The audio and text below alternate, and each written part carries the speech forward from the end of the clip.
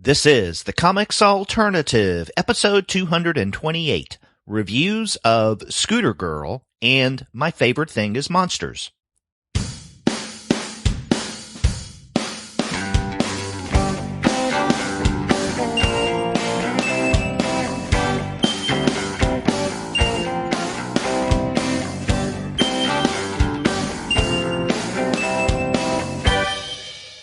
Hello and welcome to another episode of the Comics Alternative. I'm Derek. And I'm Andy, and we're two guys with PhDs talking about comics. And this week, Andy and I are going to check out two recent publications. We're going to begin with Chynna Clugston Flores' Scooter Girl, which is actually a reprint. And then after that, we're going to look at My Favorite Thing is Monsters, Book 1 by Emil Ferris. But before we get to that conversation, we want to let all of you know that this episode of the Comics Alternative is brought to you by the great folks at Discount Comic Book Service. Go to their website, dcbservice.com, for all of your comics pre-ordering needs. There, you're going to find all DC, Marvel, Image, and Dark Horse titles at 40% off the cover price if you pre-order. For all of the other publishers, you'll find that those discounts are 20 to 35% off of the cover price. And every single month, you're going to find some unbelievable specials. Sometimes those specials could be as much as 45% off of the cover price. Sometimes 50% off of the cover. But many times, you can find discounts that are even more impressive than that. That's right. And since we're talking about both Scooter Girl and My Favorite Thing is Monsters, you can actually find both of those on sale right now at DCB Service. Scooter Girl is 40% off, so that makes it $8.99. And My Favorite Thing is Monsters is 35% off, which puts it at $25.99. So check out both of these books at dcbservice.com. That's right. It's a great place to get the books that you hear about on this podcast, as well as many other titles. That's dcbservice.com. Go there for all of your comics pre-ordering needs. And after you do get your titles there, please be sure to send them an email and tell them that the two guys with PhDs sent you. That's right. Well, Andy, before we jump into this week's discussions of these two titles, Scooter Girl and My Favorite Thing is Monsters, Book 1, let's do something that we can call the Blubber Report.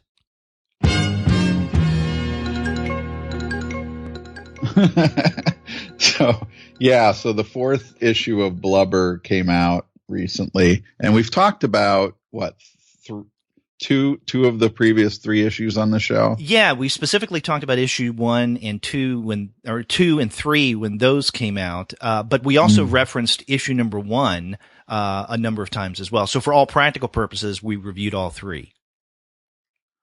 Yeah, and so when I got the most recent issue, I just read the first page that was on the inside front cover, and I just kind of threw the book down and had to kind of let sink in the marvelousness of Blubber. Because the first story, the one-page story on the inside front cover, features a character named X25 who as we see him first, is masturbating. An old woman catches his semen into a barrel and then takes it to her other two older women, and they have a grill going and they make pancakes with it.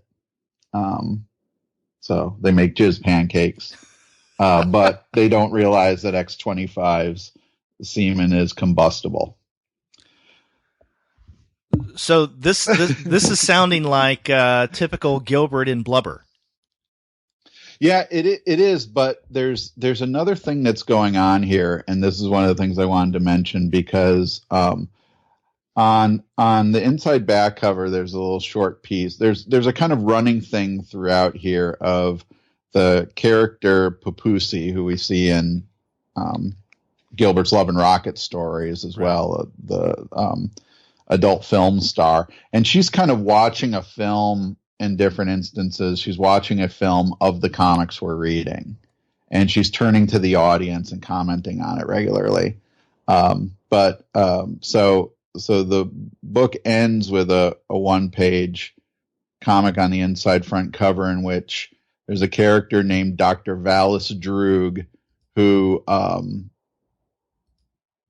is talking to the reader, and he says, "It's true that some of you don't want this, that you like it safe, unthreatening, nostalgic. So this and it are the comics. You want it to make you feel the way you felt when you first enjoyed it. You feel as when you were young." So anyway,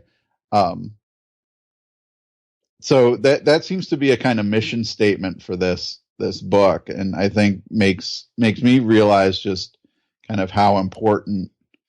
I mean, we laugh at this book a lot, but I think there's something kind of, I don't know, maybe important's not the right word, but there's a big commentary that Gilbert's making about comics in general and what comics, can do. Mm-hmm. And, but of course there's another point where we were introduced to a superhero named Red Tempest, and she can absorb things into her butt and her vagina and her mouth, and take them in. And so when she's absorbing this like elephant creature into her, she says the artist has lost all credibility as this thing's getting sucked into her. So I think there's more going on here than just kind of Gilbert doing this like just crazy stuff with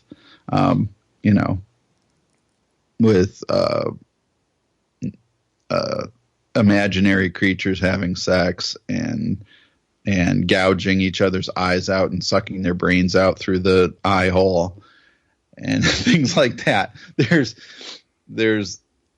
a kind of bigger commentary on comics going on. So I really love Blubber. I want it to keep going, and I think we're actually seeing something build in here that wasn't just like what we might have anticipated with the first issue, which was this is just going to be a bunch of crazy stories that don't fit in other places. Right. Well, in Gilbert's work. Go ahead. Yeah. No, we had talked about the possibility of even discussing Blubber number 4, mm-hmm. but in our current situation, or my current situation, I don't have a copy of that yet. It's probably for our listeners. I'm currently away from home. I have been for a couple of weeks, and I may be for another 1 or 2 weeks. And so I'm sure that my copy of Blubber number 4 that I pre-ordered through our sponsor, Discount Comic Book Service, is back at home waiting for me. I just don't have it, and so I haven't even looked at the first page yet. So you giving this report gives me something to anticipate. But because I didn't have a copy of it, I couldn't discuss it. Although I guess we could have contacted Fantagraphics to ask for a digital copy of that. I didn't even think about that. Yeah, we could have. We did that, I think, for one of the earlier issues. Yeah, and we did it this week with my favorite thing is monsters, but I guess with Blubber it just fell through the cracks. But now we have your Blubber report. Yeah, there's a lot that falls through the cracks in Blubber.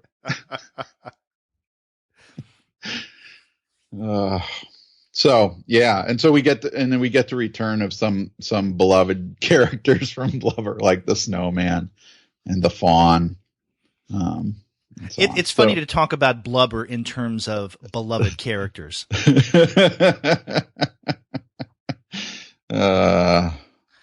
Yeah, we love the work of Gilbert Hernandez, and Blubber is, I don't know if you want to call it a guilty pleasure. It's a not so guilty pleasure, but for some people it may be a guilty pleasure. And if you haven't looked at an issue of Blubber yet, definitely go out and get the back copies and get this latest one, number 4, which recently came out from Fantagraphics.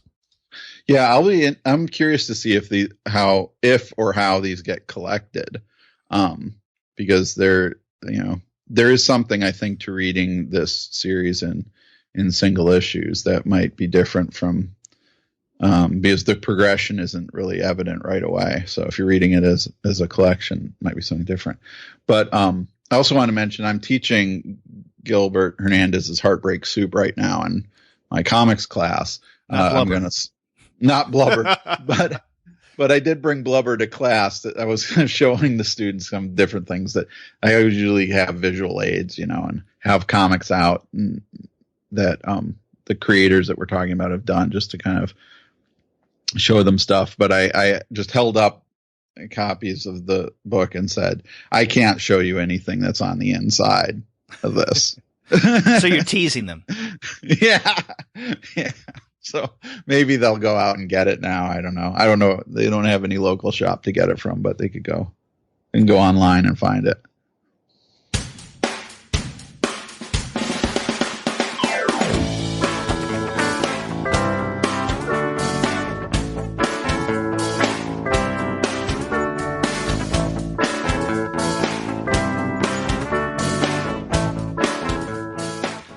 Well, let's go ahead and get to the first title that we're going to be looking at for this week, and that is Chynna Clugston Flores' Scooter Girl.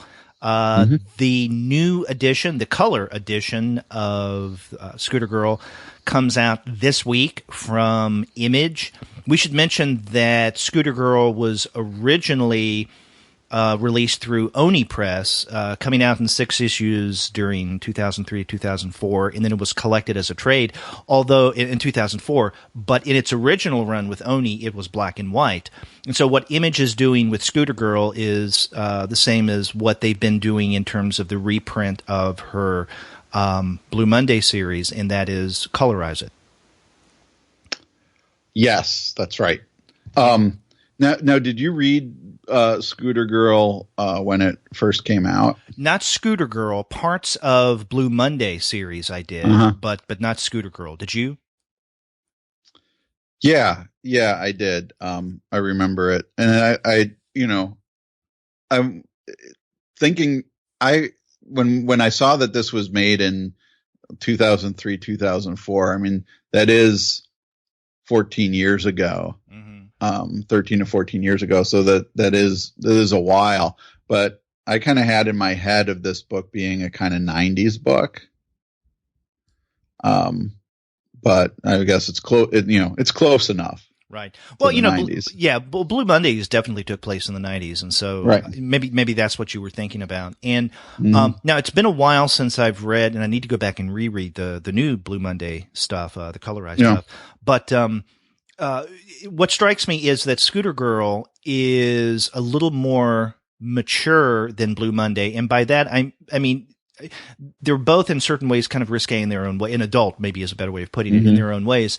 But with Scooter Girl, for the most part, you're dealing with an older crowd, an older population. Whereas with Blue Monday, it's more of a young high school situation. In other words, something out of Archie, a more adult, let's say, Archie.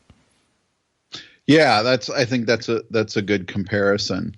And one of the things that struck me about reading Scooter Girl here again in this new edition is how it doesn't feel to me like there are very, very many people doing this sort of thing in comics anymore.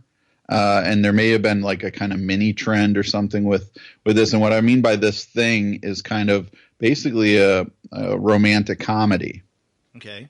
In comics. I mean, the original editor on this book is Jamie Rich. He does a really good job with that sort of thing in his own writing. But it's really sort of rare to be seeing this genre represented in comics. So I'm really glad to see Scooter Girl coming back into print. Right. Another thing about Scooter Girl and I guess Chynna Clugston Flores' style here and in Blue Monday as well is that, she was also part of I guess you can call it a trend, a number of years ago where you had creators doing, in fact, some of what you had just mentioned, some of this romantic comedy to some degree, but doing it in a style that is heavily influenced by manga.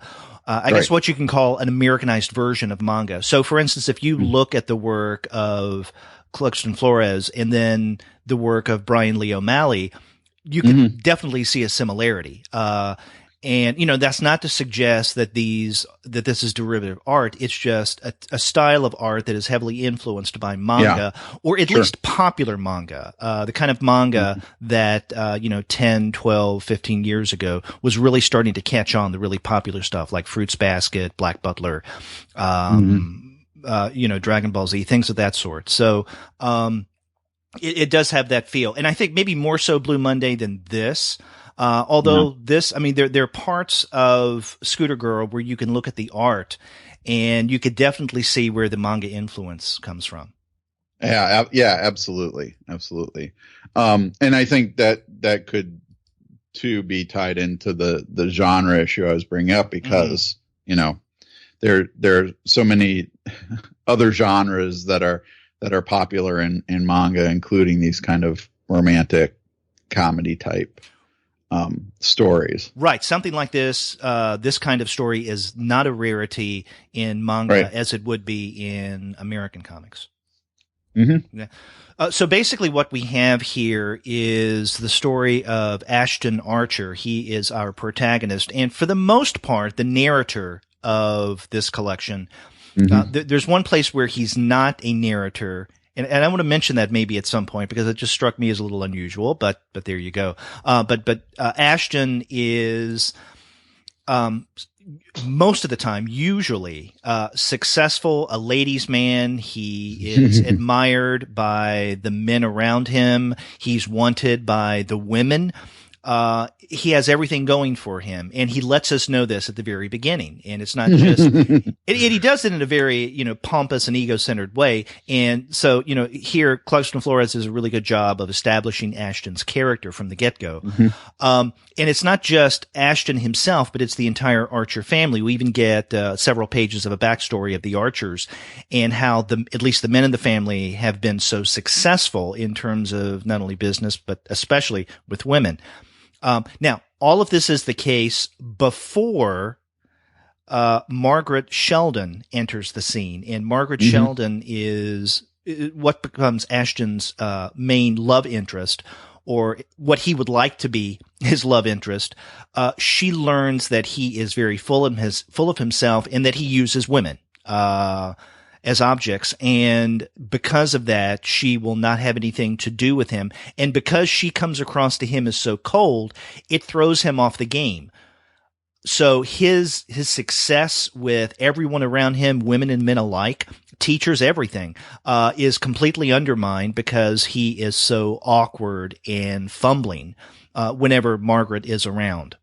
And it's about how his life dramatically changes because of Margaret, and how Margaret will not have anything to do with him, yet he's drawn to her in a variety of different ways, right? Whether it be drawn to her in terms of attraction and love, or wanting at one point to even kill her, because that's the only solution that he can find at the moment. But he is definitely controlled by her in various ways.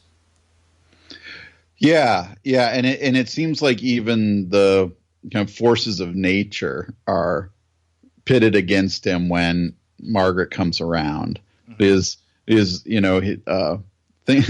like a tree's leaning on will break, or he'll slip and fall down the stairs for no apparent reason. And this is, again, the normally pretty cool and successful Ashton runs into these problems, and then they plague him later on. So the story begins in high school where they first meet, but then he moves to San Francisco, and later on she shows up there, or San Diego. Yeah. And he's pretty successful as a DJ there, and she kind of ruins his DJ career as well. Yeah. Inadvertently, of course. Yeah.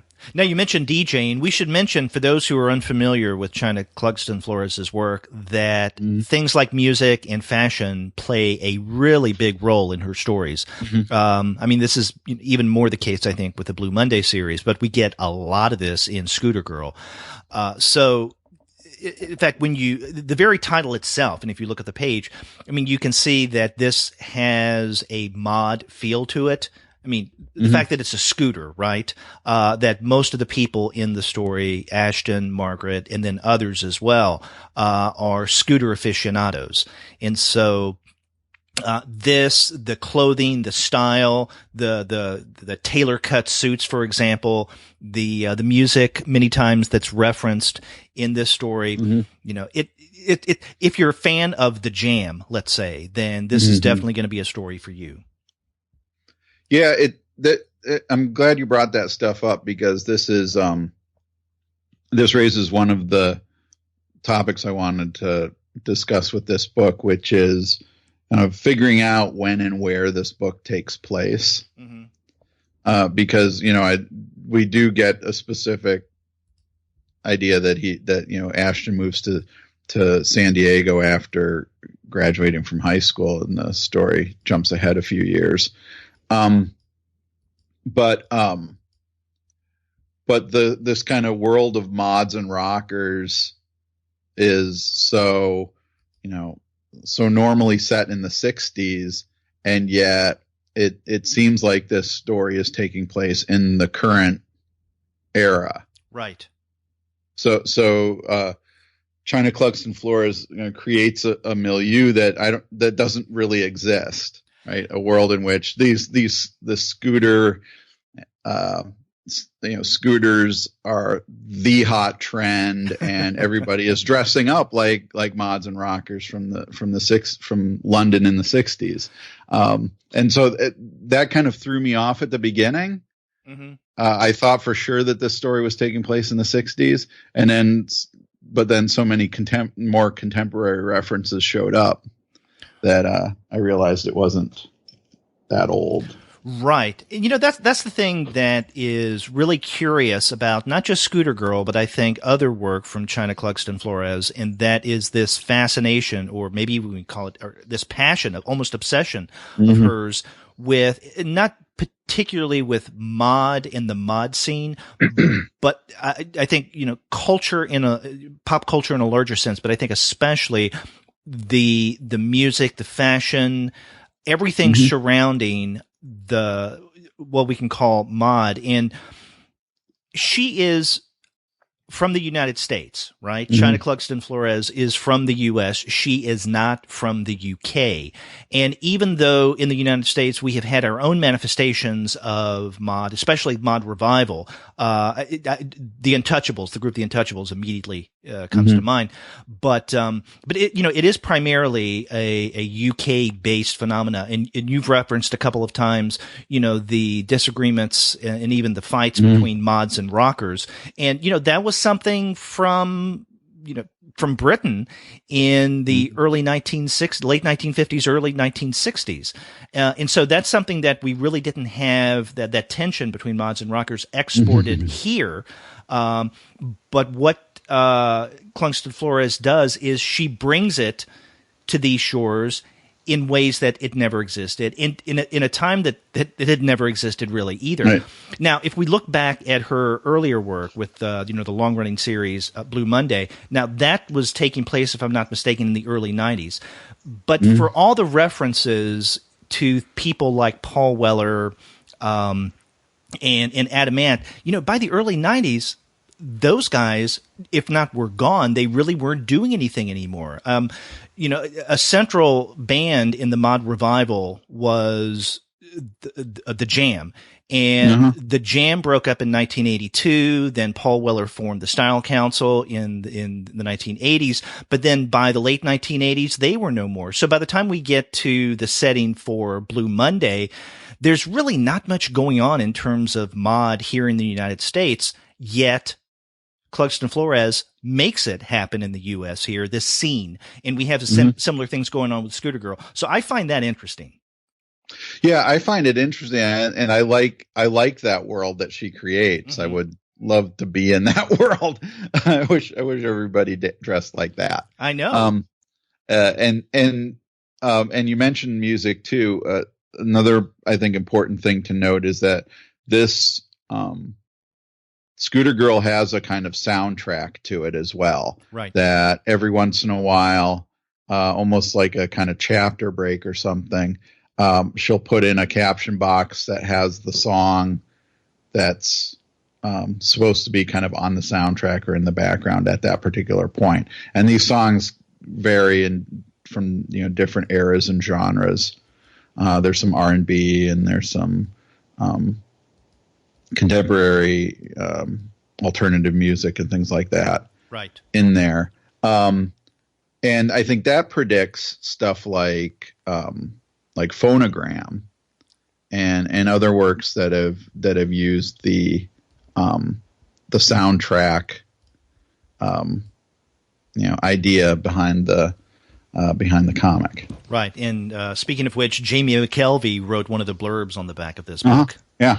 So that makes sense. Yeah, I thought that those soundtrack listings that you had mentioned were interesting, and I think that is something that I liked. I don't know if necessarily what was going on in those songs would in each case link up with the action of this particular part of the book, but that's okay. It's a soundtrack. It doesn't necessarily the lyrics don't necessarily have to reveal something in what's going on in the plot at that moment. But I like that. And I tell you, I think that references to music, the way that she's doing it here in Scooter Girl, I'm okay with. It's not really a pet peeve. It just doesn't do anything for me. One of the things I don't appreciate or don't enjoy is in comics, usually in, I guess, single issue floppy form, in the back, many times creators will indicate what they were listening to as they were working on that particular issue. And okay, I guess that's interesting enough, but I always see that more as filler than anything. It's like, well, why don't you tell me what you were eating at the time or what TV programs you were watching? I know that, people listen to music many times as they're doing the art, let's say. I think that's more self-indulgent than anything, but I think the use of musical references here in Scooter Girl is quite appropriate. See, I don't have that much of a problem with it. Some of that takes me back to, say, for example, reading, when I was a kid reading Master of Kung Fu and Doug Munch talking about Fleetwood Mac constantly in the letter page, it seemed. Or when James Robinson was doing Starman and would have these pop culture references in there that including music. I think when I was younger, I did use those as kind of touchstones for what things I should try. Right. So when a creator does that, I actually kind of like it, because if it's something I'd never heard of, I might check it out, because if it has the mood or the feeling of the comic that I like, I'd be interested in it. Yeah. Well, I guess what I meant was in some issues I've seen where in the back where someone will say, "Hey, this is what I was listening to at the time." Yeah. And I don't know. I just think that is more filler than anything, or at least the times that I've seen it. Now, having more subtle references to the music they're listening to at the time, I have no problem with, but kind of, in a almost clunky way, just plopping it down at the very end of an issue because they need to fill up space, it seems to me. I don't know. I mean, you can like it. It just doesn't do much for me. Yeah. See, I don't, again, what I'm saying is I don't see it as a space filler. I see it as a nice kind of supplement to the work, and, a suggestion that I may or may not take advantage of. Mm-hmm. Okay. But the way that music is referenced here, I think, is much more effective and to the point. Yeah. Because it's more seamlessly integrated with the story. Yep.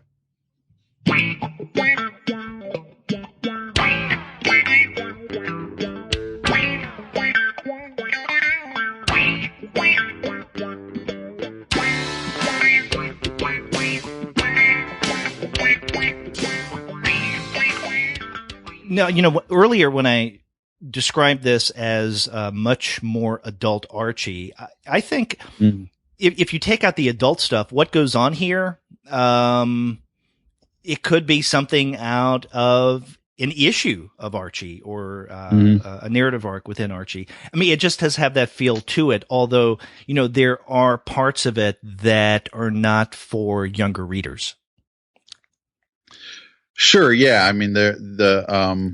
There's a lot of sexual references, and Ashton is pretty promiscuous. Mm-hmm.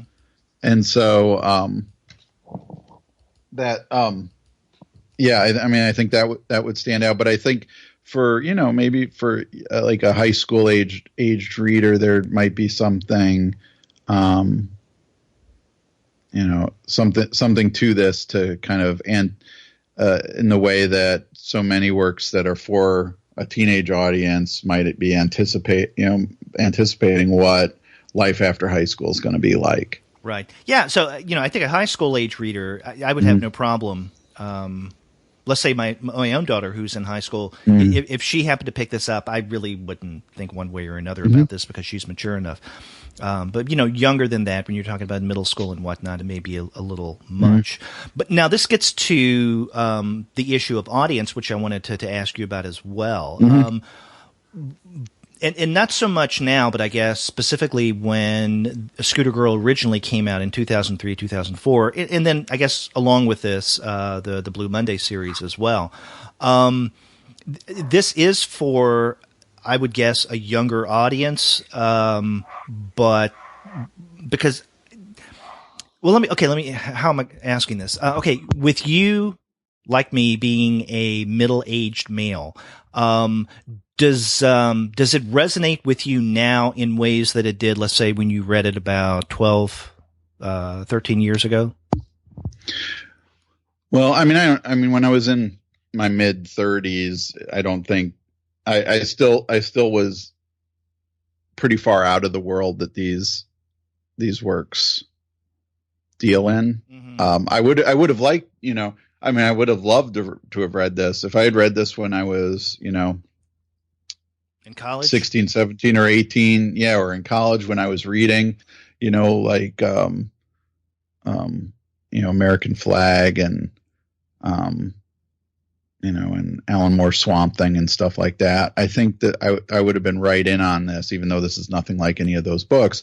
But what I mean by that is being, looking at that time, looking for something different from the comics I had been reading right prior to that and getting it. And then plus, I could imagine even more as a kid wanting to live in this world that these characters live in. Right. Wanting to ride scooters around and dress like this. I would have been all over that. Right. After you watched Quadrophenia. Yeah. Yeah. Well, that I was doing in college, definitely. Yeah. And, the reason there's the age thing that I was asking you about, but also there's the gender issue. And I do think that this is something that men and women alike could read and appreciate. But I'm wondering if this story may resonate more with younger female readers than, let's say, even younger male readers. And this brings us back to the aforementioned manga influence, right? Because this is, if the manga counterpart to this is something that is going to appeal more to female readers, or at least is written more for female readers, so something more like a shoujo, right? Even though a lot of men read shoujo, of course, but it just strikes me that this would probably seem to really resonate with more female readers than male readers. But maybe I'm off base. No, I think I get what you're saying here. And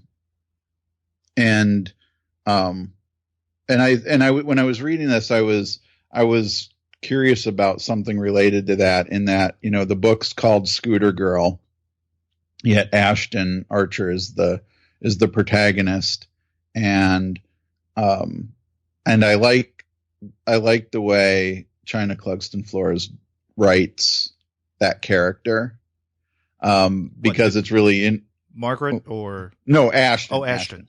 Because it really is his, so I think someone going into this might think that with Scooter Girl, Margaret's going to be the protagonist, but Ashton really is. And the arc that he goes through is kind of a conventional, romantic comedy arc, the guy who goes from a jerk to being a prince.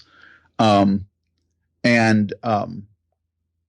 yet I think that, I may have less of a kind of sense of how to read something in terms of gender and maybe in the way you're describing. But one of the things that I was really really liked was kind of the balance that she finds with Ashton's voice that runs throughout the book. So I think that there may be something kind of traditional in this genre that might normally be aimed at a female audience, but I think Flores does a really good job of making the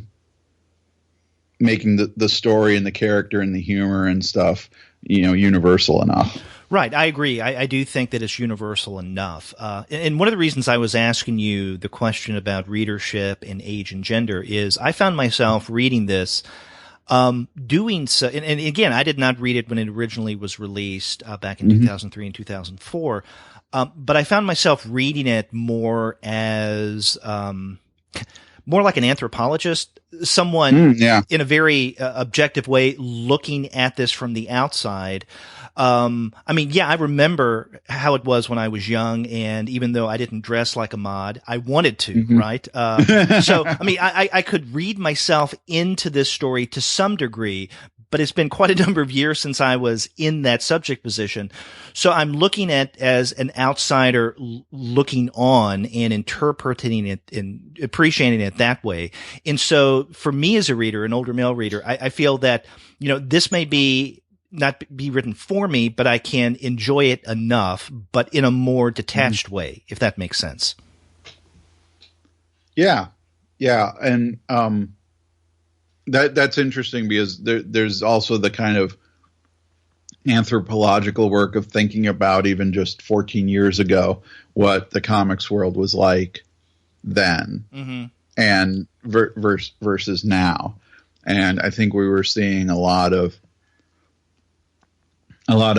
things like this, a lot of attempts to try doing things different, try to really starting to see bringing in the manga influence into more mainstream American comics. Right. And so I'm really glad that Image is doing this, putting out this book and the Blue Monday stuff, because I hope it finds a new audience, because I think it can still be fresh, because there still isn't that much like it out there.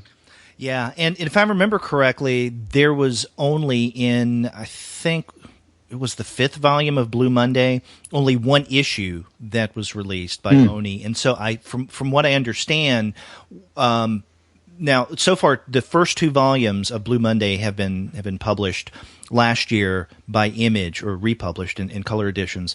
And then soon we're going to get the 3rd volume, and then later this year the 4th. And I'm hoping that the Chynna Clugston Flores will pick up where she left off and continue and finish out the 5th volume. I mean, this may be a new ongoing series through Image. Yeah, that would be great. Yeah, and this was something, Scooter Girl, that we're specifically talking about this week, that she was doing when she was in the middle of the Blue Monday series. So that's why we're talking so much about Blue Monday, and because they're very similar. Yeah.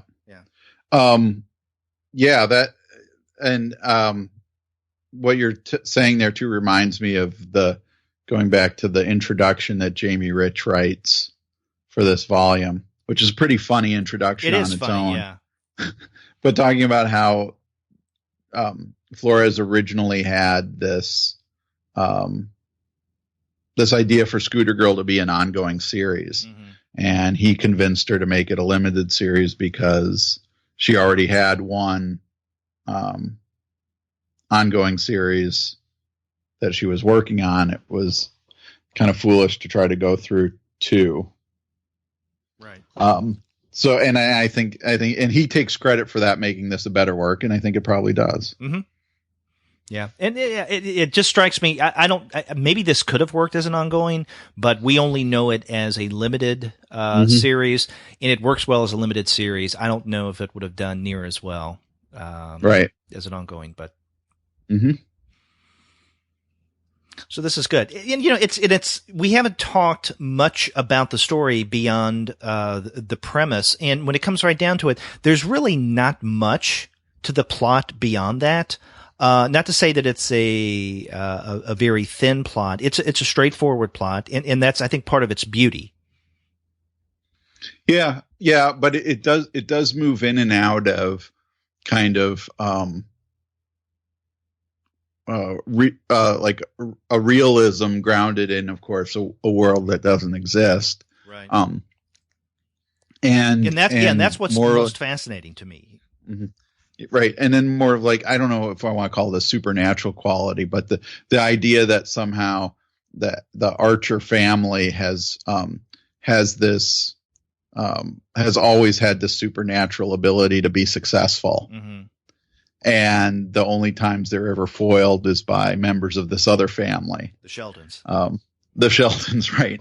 And that, so when the idea of a curse comes in, and that comes in like towards the middle of the book, or even later than that, it does shift that ground a little bit that we're on. But I think that the book is so kind of good natured and fun throughout that it was easy to ride with that change.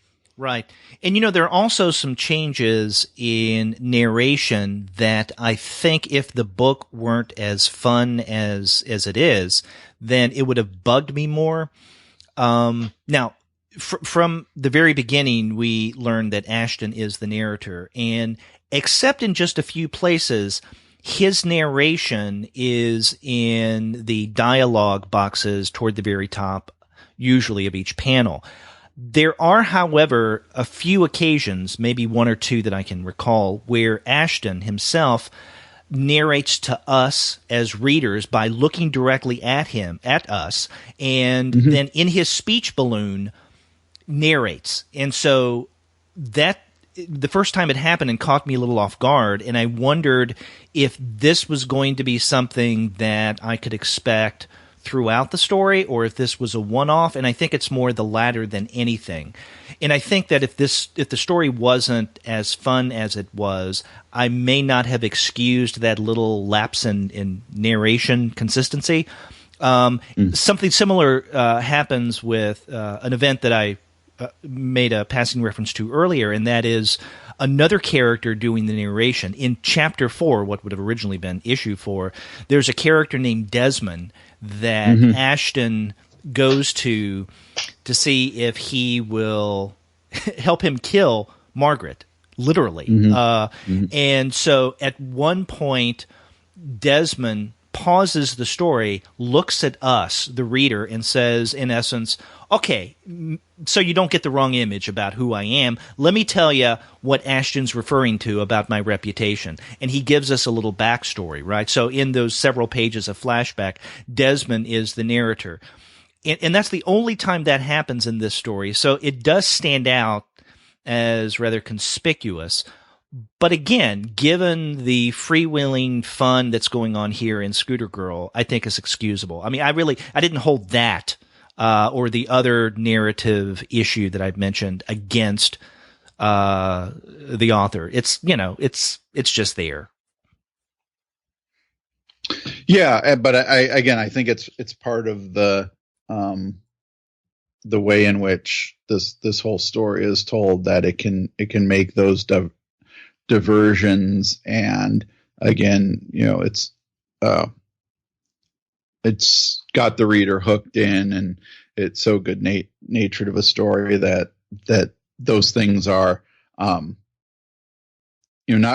only acceptable, but kind of part of the overall attraction of the story as well, that it can feel free to go off in these different directions or do these different narrative or narrational tricks without having to have them be consistent throughout the book. Right. I mean, my point was, though, that because it's such a rarity, this only happens 2 or 3 times in the story, I think I wouldn't have been caught off guard near as much if it had happened occasionally, but it doesn't really happen occasionally. It's just those 2 or 3 times, and that's it. And so it seemed a little imbalanced. But again, bottom line is it's an enjoyable story, and so that sense of imbalance is something I can easily excuse. Yep.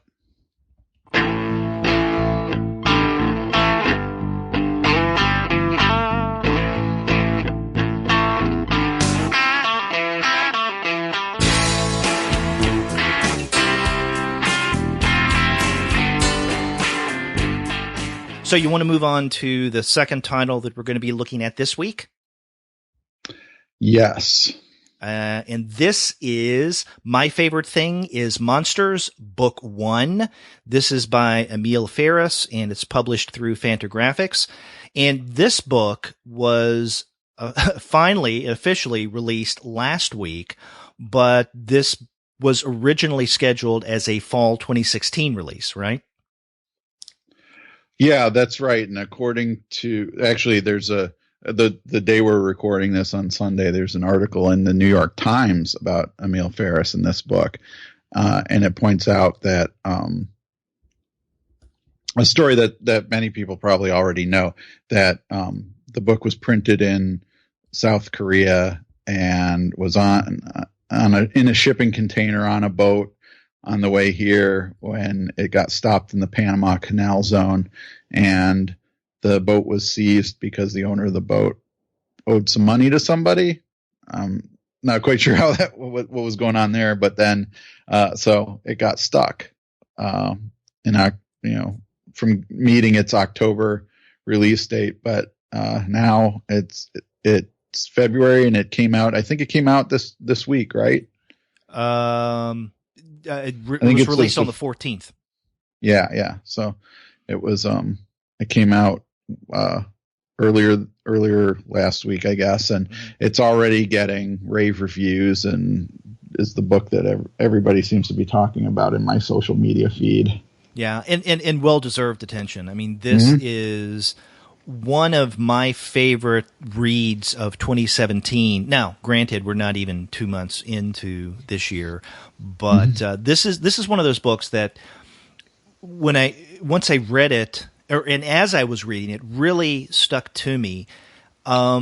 This is one of those books that is not only worthy of research and study, but also requires study. And by that, I don't mean that it is so dense and academic to where that you need some kind of reading guides to fully appreciate what's going on here. No, by study, I mean that there is a lot going on here with the story, a lot going on with the art, and it's a text that I felt that I needed to keep going back and rereading pages that I had previously read, which was a little difficult. We should mention that both you and I are looking at this, or reading this as a PDF. I did order a hard copy of this, but I don't have my hands on it yet. Yeah. And I look forward to seeing what it looks like in its physical form.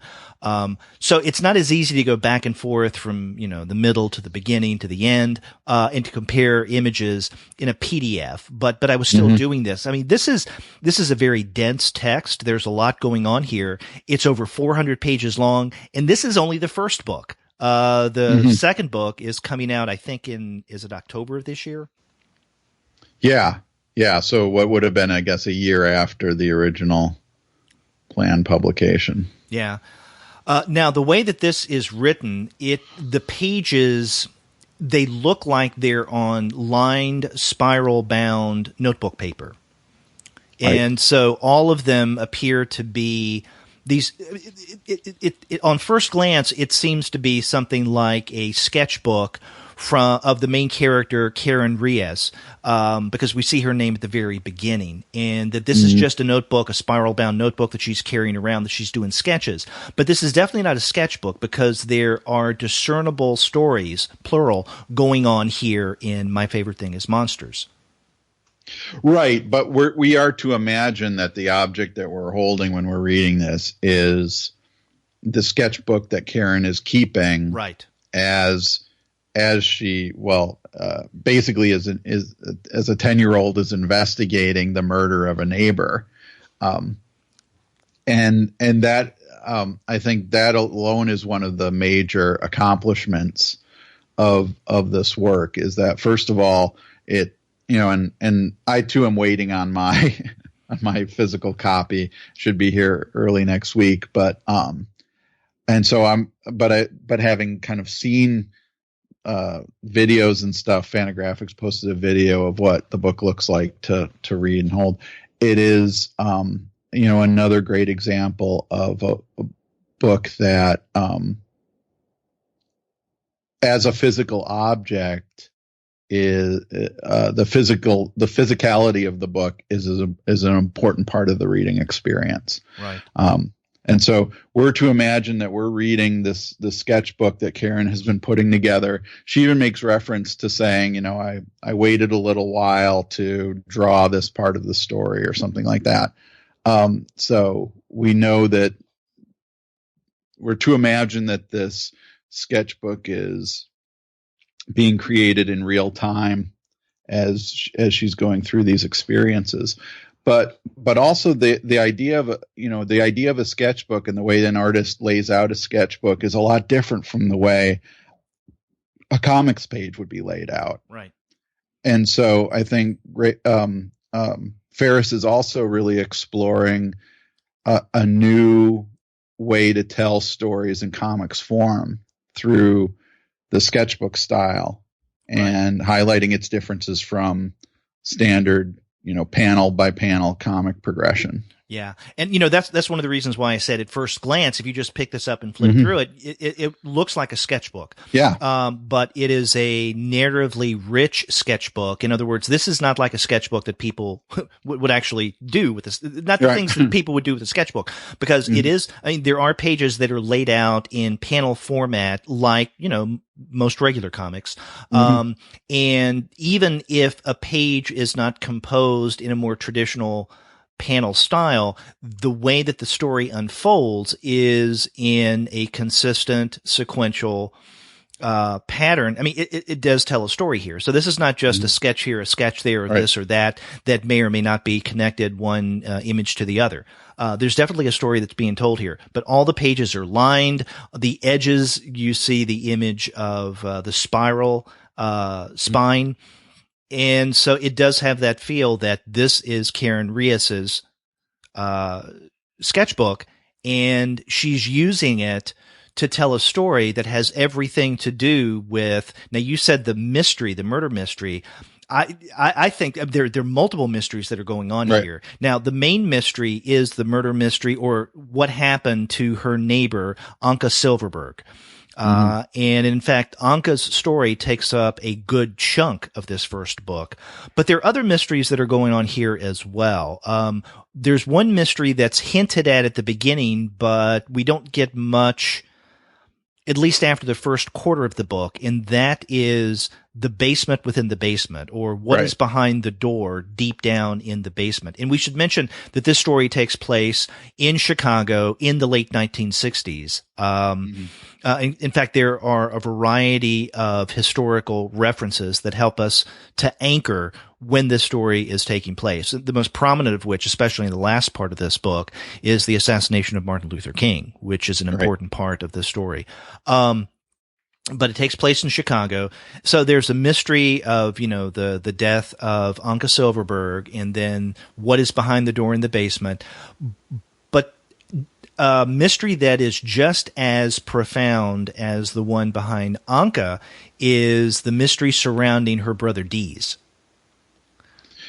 Yeah. And what is this thing he did sometime earlier in his life that has made him kind of a person to be feared, or a pariah amongst the locals? Everybody seems to know what it was that happened, but nobody's telling Karen. Right. And so she's so her family is kind of haunted by what to her is a mystery, but for them is this, this past event that's a cloud that hangs over the family. Right. And it's not only what the brother has done in the past, but his relationship with other people, the most important of which is Anka, and also the way that he is seen by others versus the way that Karen and then their mother sees him. And, in reading this sketchbook, and, this is Karen's sketchbook, so she is the narrator. It is not only narrated by her, but everything is focalized through her.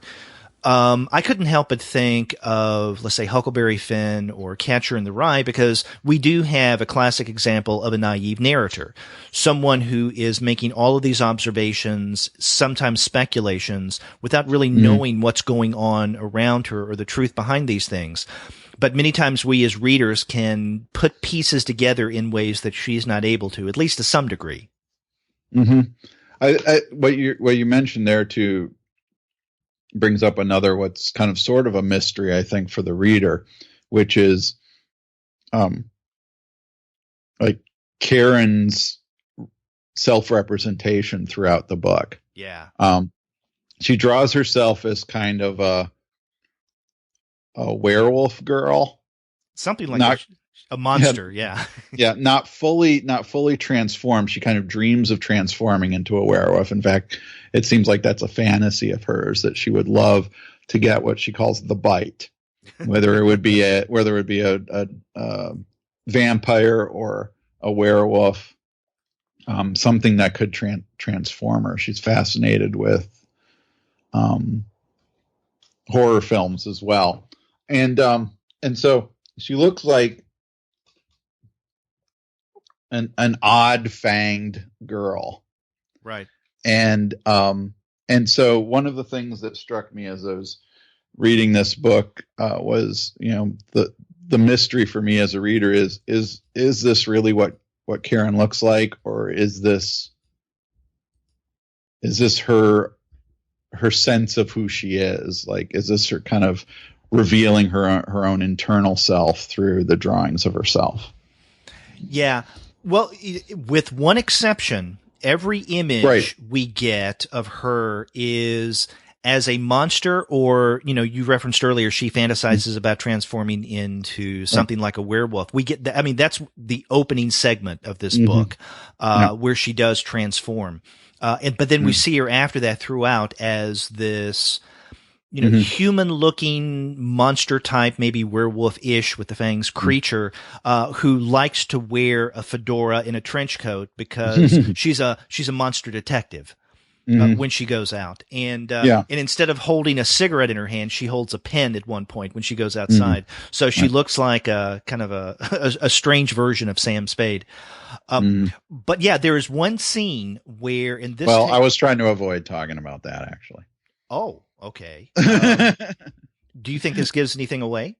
Yeah, I think it does. Huh. Okay. That's curious. Because I wondered about that. I don't think it does, because it tells her something. It tells us something about her that we, for the most part, get, or at least is heavily hinted at, earlier throughout.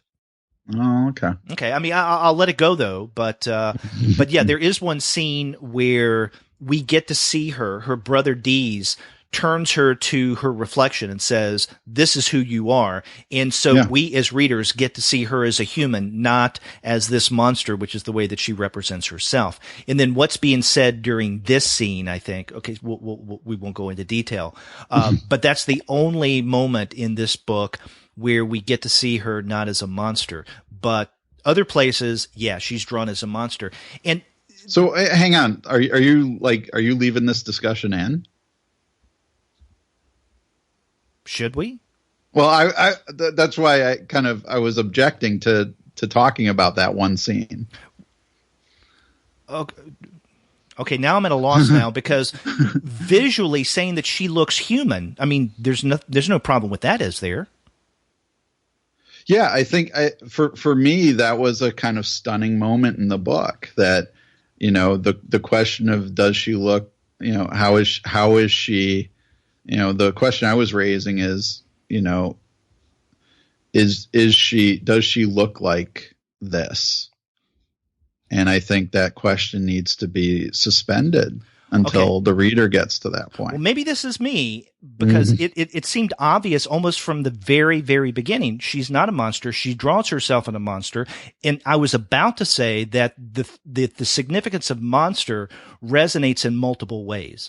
First and foremost, she is a fan of monster magazines, monster movies, the old, monster classic Universal films, all of that, the cheesy stuff as well.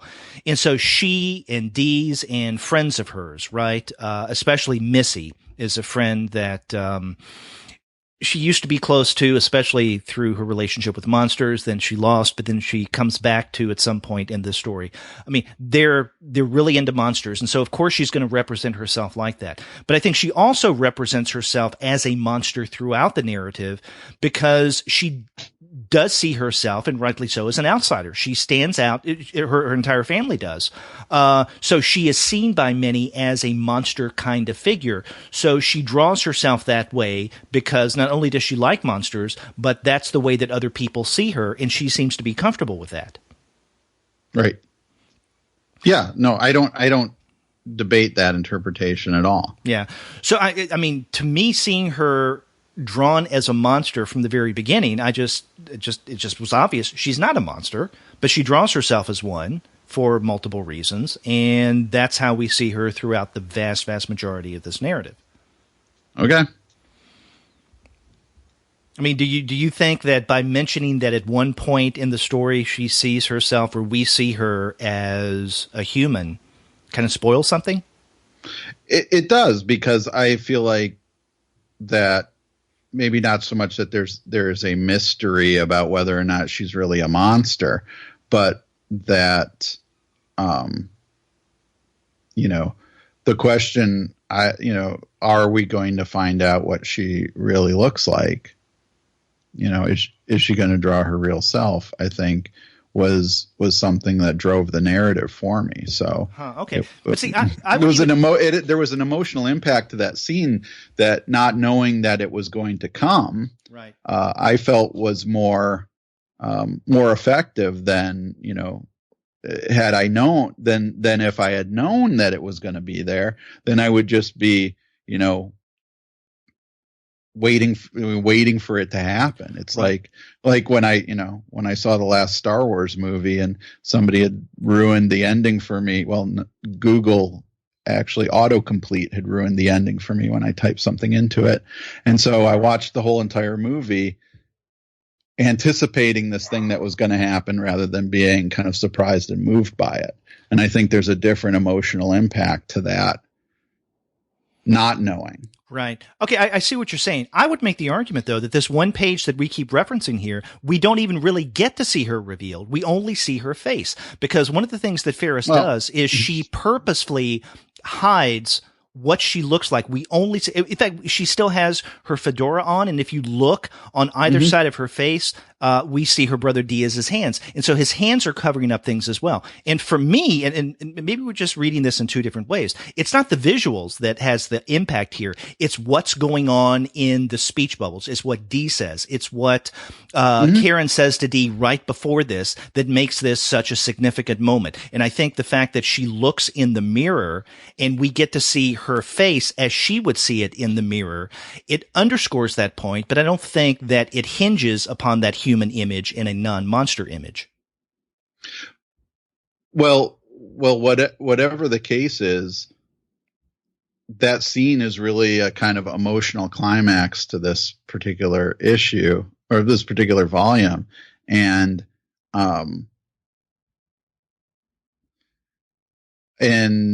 it was that scene was particularly effective to me because I was wondering whether or not we'd ever get to see something like that in the book. And I think to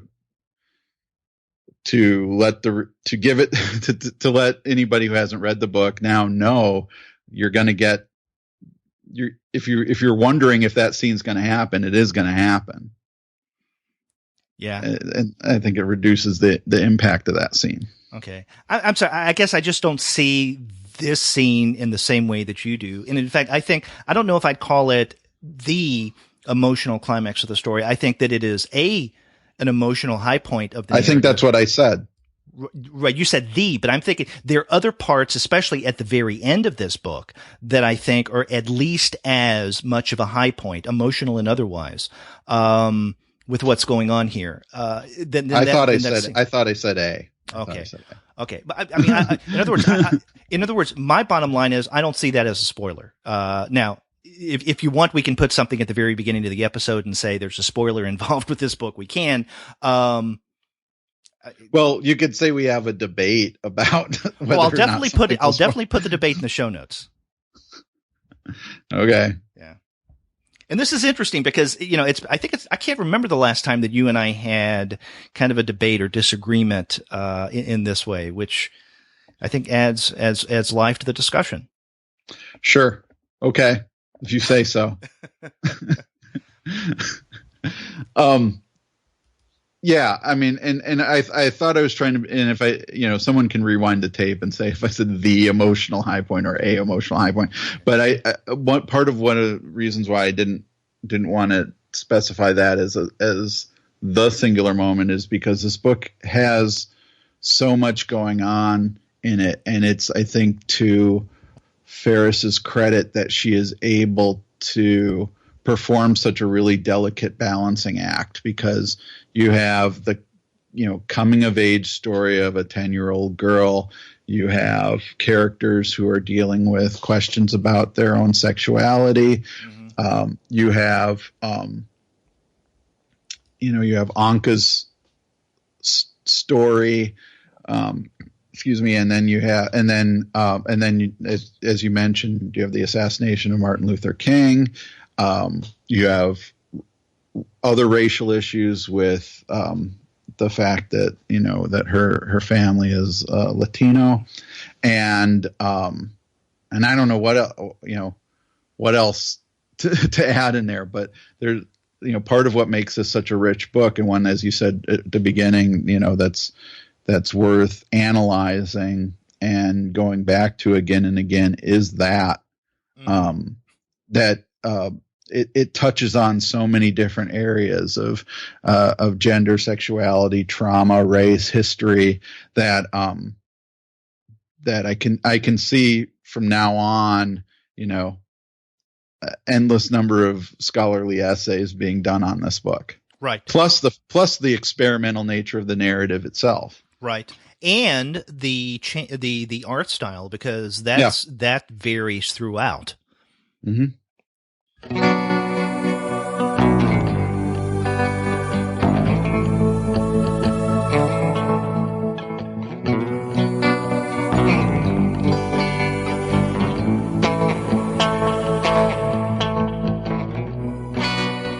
And I should mention, not just the art style too, but the way art itself plays a role in the story. Yeah, and that's something we haven't even mentioned yet. And this is important because Karen's brother Dees is an artist. Mm-hmm. Because not only is Dees an artist, but he defines himself in his relationship with his family, Karen and his mother, through art. And in fact, some of the more moving moments of this book is when Dees takes Karen, or Karen recalls moments where Dees has taken her to the Art Institute in Chicago, and he introduces her to a variety of different paintings. And so what we have is Karen's sketches of those paintings and how those paintings are important for her, especially the way that she sees her brother, and how those paintings were introduced to her brother.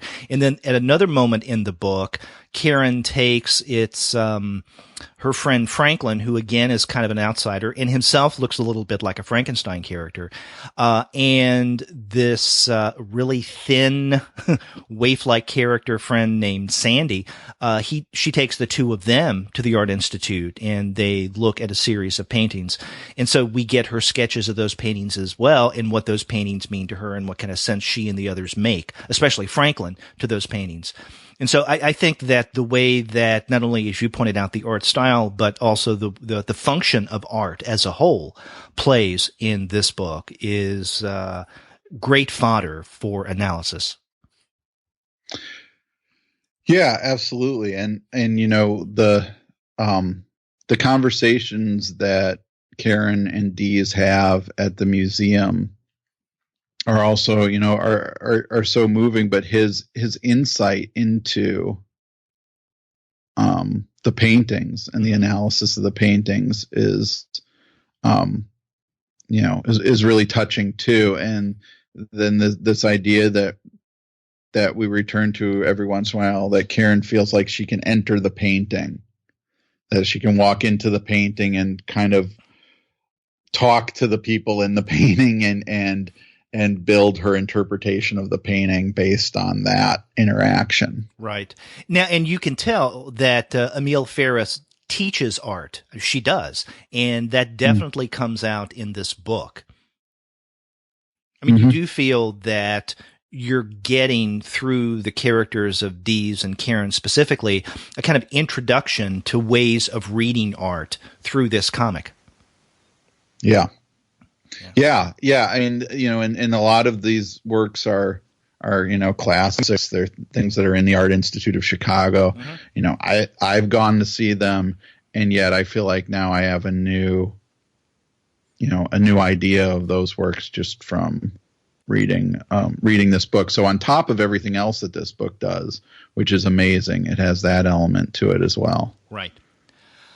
Now we've mentioned it, but we really haven't gone into detail much about Anka's story. But I want to talk a bit about this because this takes up a good part of this 400 plus page book.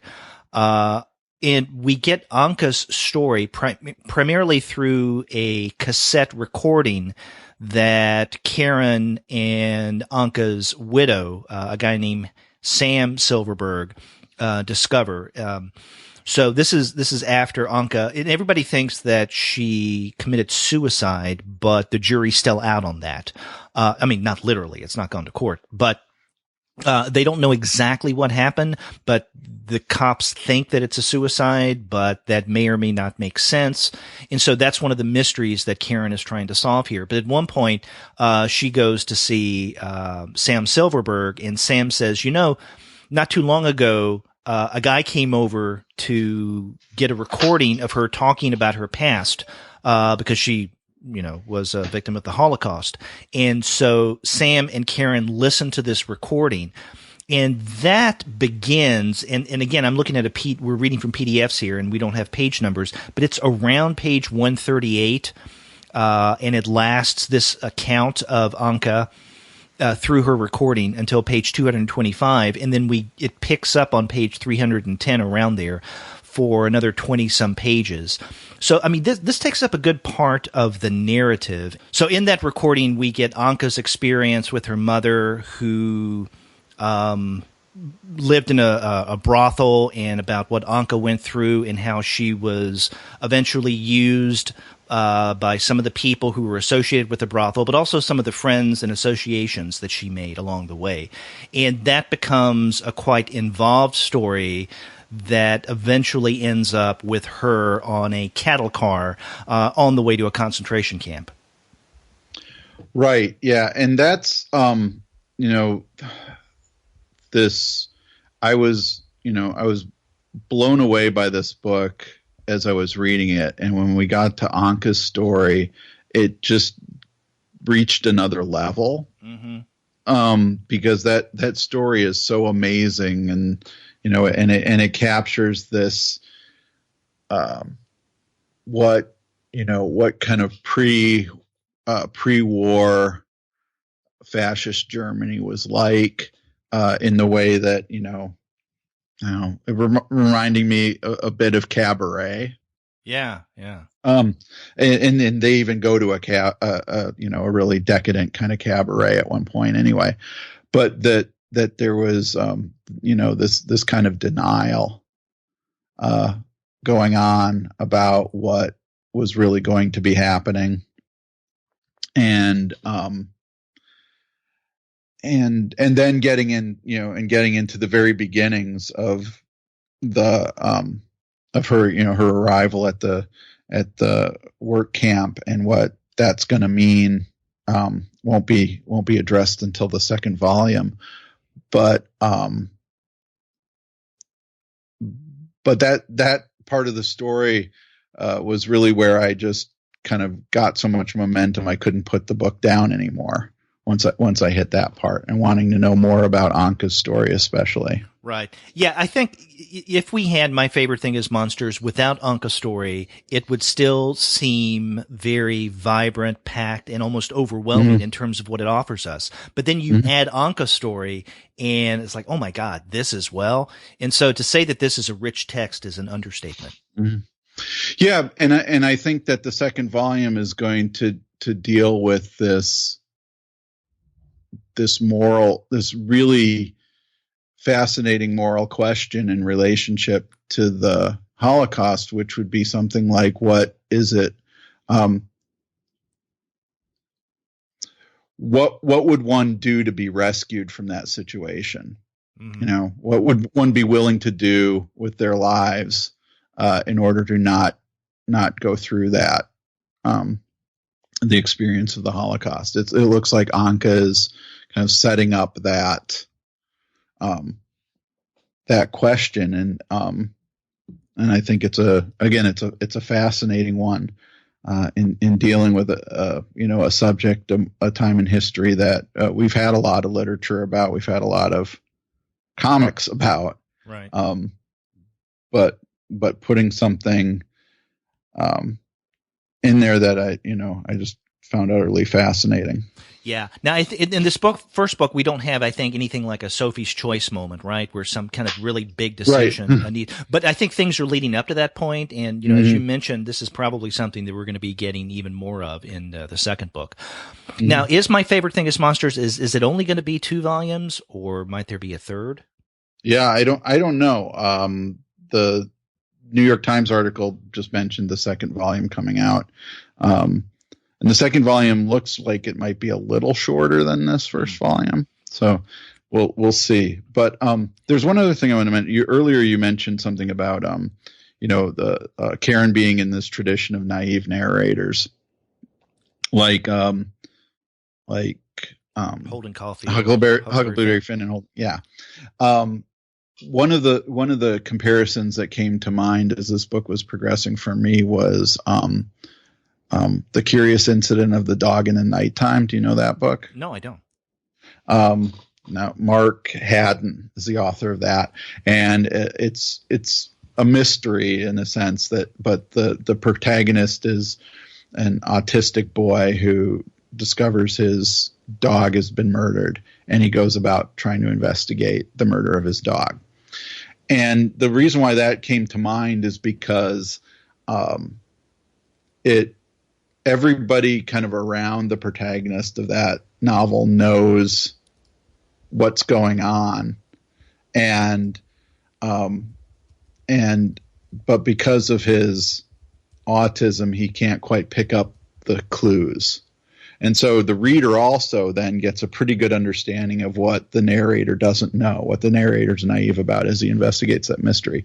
I think that is a balancing act that Ferris does with this book too, because we know what's going on with her brother Dee's. We know what to some degree. And I think we have a better understanding of what happened in his past than Karen does, because we're able to kind of pick out these hints and clues that the adults talk about that she can't quite make sense of. I like how at some moments Karen, for example, has to write some stuff out phonetically. So when Dees and his buddy are talking about possibly killing Dees and Karen's father, his buddy says, "You're like a modern day Oedipus," and Karen spells it Eddie, Eddie, piss, piss. Yeah. And so again, there's these clues that the narrative gives us that Karen isn't even aware of as being clues. I mean, I also think we know what's going on with, we may know more about what's going on with Anka too than Karen realizes. Right. Yeah. So that idea that we as the reader are kind of can work against the narrator to figure out the mystery in a sense a bit before she does, I think is a really also an interesting and difficult accomplishment to pull off. Yeah. Again, this book just offers so much, and I'm going to be eagerly awaiting the second volume. Yeah, and one of the things that this is another thing about it that I don't know how you read the PDF. I read it on my iPad, and I really wonder if because this book is available on the Kindle. I just really wonder how that reading experience would be. Or not. I don't wonder how, because that's how I read it. I read it page by page on the iPad Kindle format. Did you do the same? Yeah, I read it page by page, and I guess I could have set the reader to where I could read 2 pages side by side, where the ring spine kind of divides. But then I would have to zoom in to read some of the text, because much of it is small as it is. If you just look at just one page, sometimes I had to zoom in to look at the text. But there are certain cases where I was reading this, and I wondered, as you were speculating, how would that experience be different if I were reading this as an open book, right? Seeing these 2 pages in essence side by side. Mm-hmm. Yeah, and there's some obvious 2-page spreads, so I realized, I gotta look at this again to kind of see what's going on in 2 pages. But now I'm looking at it on the screen on my computer, where I have it on the 2-page view, the double-page view, and I'm really amazed at how much Ferris plays with that gutter in her page designs. Mm-hmm. And I think again that points out this is a book that probably is going to be a completely different reading experience reading it as a physical copy. Right. One of the other things I like that she does with that, and this is tied to that, is how she will often play with the hole punch holes. Yeah. In the notebook paper, for like a 3-ring binder, just as a 10-year-old would. Yeah, so sometimes it's an eyeball, sometimes it's Deeze's nostrils, I think, at one point, as he's straddling a 2-page spread. And again, there's so many even just little things that make this book worth checking out, in more depth. And another one that I noticed that made me go back was how she talks about seeing a demon in a painting. Right. And so I went back and looked at some of the other paintings she draws to see if there's demons in those paintings too. And maybe there are, or maybe now I'm cued to try to see. And so I'm kind of, like a Rorschach test or something, seeing the demons and the monsters in the paintings that maybe aren't really there. But I thought that was a really great effect that, again, she pulls off that makes this a wholly different reading experience. Right. And something we haven't even made reference to yet are the occasional insertions of mock horror magazine covers throughout. Right. And in fact, there were a number of occasions that I was reading this that I went to Google to see if these magazines actually did exist, because the way that Ferris illustrates it. Okay, so the experience is that sometimes in the very middle of a story or a sequence of events, you will find just oddly placed a full page illustration, color illustration that Karen has done of the cover of a late 60s horror magazine. And of course, it has a title like Spectral or Ghastly something or other. And, you'll see some kind of horrific scene. And if a woman's involved, chances are there's going to be cleavage. So again, it looks like the actual magazines of the time. And these are interspersed throughout the book. And, it's just like, I guess, a young 10-year-old sketchbook, right? It's a 10-year-old who's fascinated by horror, is that in the middle of other sketches, you're going to find these illustrations or reproductions of magazine covers. And again, these are I think in every case in color, and most of the text isn't. There are certain places where color is prominent, and there are places where it's not. I think one occasion that color plays an important role is in whenever Anka is represented, she's drawn as blue, and Karen tells us at the very beginning she really wasn't blue, but her mood and seeming to be depressed and something going on with her seems to suggest the color blue. But with these magazine covers, they are in full color, and they're fascinating. Yeah, you mentioned the Anka being blue. That raised another theme in this book, which is synesthesia. That Karen has, like, smells remind her of paintings. And things like that. And so when she has to say that, that Anka wasn't really blue, even though she draws her as blue, that's, I think that's part of, the way Karen takes in the world, especially in particular takes in art. And so when she's in, for example, when she's in the basement or something, she smells something, and that smell reminds her of a painting. Again, that's another interesting element of this book. I also wanted to mention, when you talked about the color and those covers like ghastly and spectral, is that Ferris did this book entirely with Bic pens and Flair markers. Which to me is it makes it even more amazing. Yeah. At how, lush and detailed and beautiful this is. To have done it with just basically, over the counter drawing instruments. Yeah.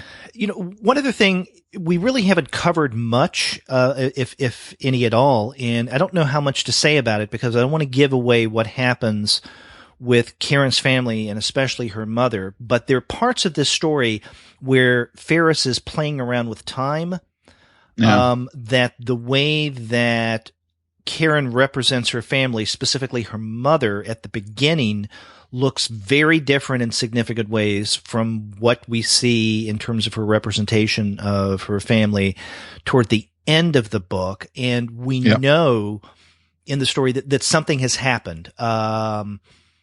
But I had to go back, like when I got toward the end of the story and things start happening with the family, I thought, did I miss something? Did something start happening that I just wasn't aware? And so looked at the earlier parts of the book to see how, let's say, Deeds, or especially the mother, was drawn, to see if I could get a hint of that. And I didn't notice anything. So then it dawned on me that Ferris is playing around with time here in a way that is not really that obvious the first time you read this.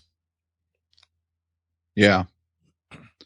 I mean, there's so much going on here. I when we talked about the abominable Mr. Seabrook, when we talked to Joe Ullman, one of the things I said about that book is that it'd be hard to imagine that there are going to be many better books than that this year. And now this comes out, and I feel the same thing here. Like if there are better books than my favorite thing is Monsters out in 2017, then that is going to make 2017 an amazing year. But also, when we talked earlier about the delay in this book's release, it also feels like this book, even though it clearly took years for Ferris to do this, is incredibly timely right now. Right.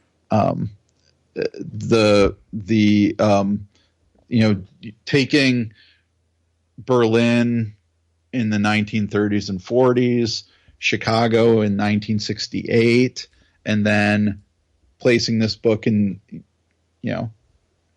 2017, there's so many resonances here for the world we're living in right now, that I think makes it even more interesting that if this book had come out in October, may not have felt as resonant as it does in February, just 5 months later or whatever. Right. So yeah, as I said earlier, I'm eagerly awaiting the second volume of this that's going to be coming out in the fall, and I'm wondering. Right before we recorded this, I looked at the Fantagraphics website and I saw the blurb they have for this book, and there are things in the blurb for this first book, My Favorite Thing Is Monsters, that isn't in the book that we've just been discussing.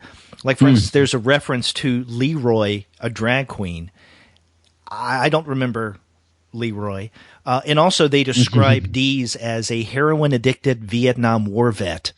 It's like, that's not the Dees that I remember reading. So I'm wondering if some of these things may play out, or at least be hinted at more in the second volume.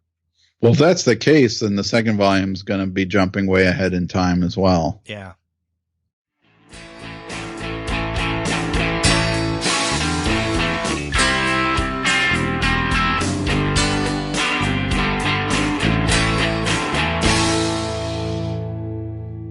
So, two enthusiastic discussions for this week. We started off with Chynna Clugston Flores' Scooter Girl, which was reprinted in color just recently from Image Comics.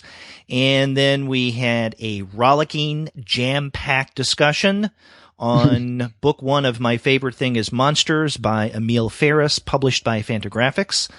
And I'm sure that we'll be discussing this book in the months to come, and probably should discuss book two when it comes out in October. Yeah, absolutely. And anybody listening, if you're hearing about this book, as you're hearing a lot about this book, it's living up to all the hype it's getting. Right. Yeah. Both of us were definitely bowled away by My Favorite Thing Is Monsters.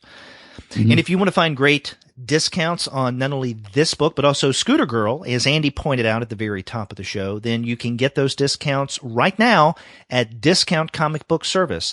Go to dcbservice.com and you'll find Scooter Girl at 40% off the cover price, and My Favorite Thing Is Monsters, book one, at 35% off the cover price. That's dcbservice.com.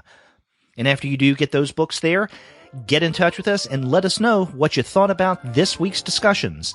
If you go to our website, comicsalternative.com, you'll find that you can leave us a voice message online via SpeakPipe. Or you can call us the old-fashioned way by picking up the phone and dialing 415-3-COMICS. That's 415-326-6427. That's right. Or you can get a hold of us by email. We are two guys at comicsalternative.com, or you can get a hold of us individually. I'm Andy at comicsalternative.com. And I'm Derek at comicsalternative.com. And you can also check out our Twitter feed at the number 2 guys with PhDs. That's right. But you can find us elsewhere on social media, such as on Facebook, Tumblr, Instagram, Google+, Goodreads, Pinterest, and YouTube. You can subscribe to the podcast through iTunes. You can stream us on Stitcher. You can also find us on TuneIn, on Spotify, on iHeartRadio, and on Google Play Music. But you can find every single one of our podcast episodes, as well as the reviews and comics-related commentary that we post on our blog, simply by going to our website, which is comicsalternative.com. That's right. All the ways to get a hold of us, let us know how we're doing, and find out what we're doing. That's right. And we had a good time talking about this week's books, but we'll have a good time next week as well. So if you want to join in on the fun, then please check us out. Same bat channel, same bat time. We will be back. Without bats, probably. See ya.